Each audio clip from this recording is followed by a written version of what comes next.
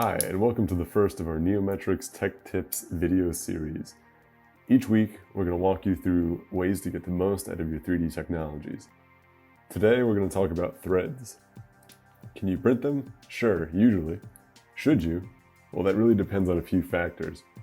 What is the pull force that your threads are going to need, and how many uses are they going to get? 3D printed plastics don't really provide a large amount of pull force, and the metal on plastic contact is going to result in your threads wearing out extremely quickly, especially after repeated use. An easy and cheap way to combat this is by utilizing inserts like this Heli-coil insert that we have shown on screen.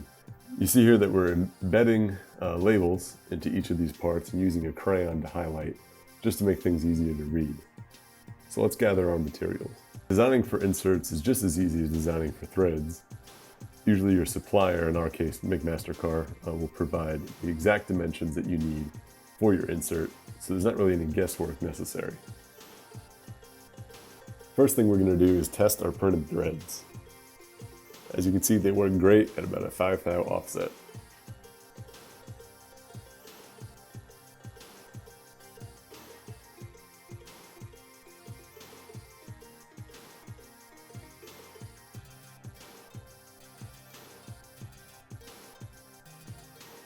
Now, we're going to insert our helicoil by grabbing the tab with needle nose pliers and screwing it in.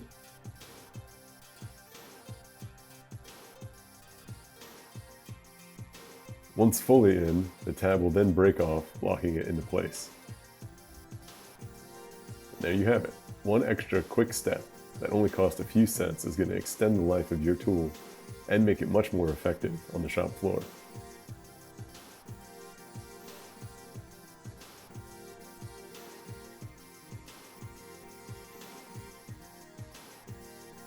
Join us next week to learn about even stronger options like heat set inserts and captive nuts.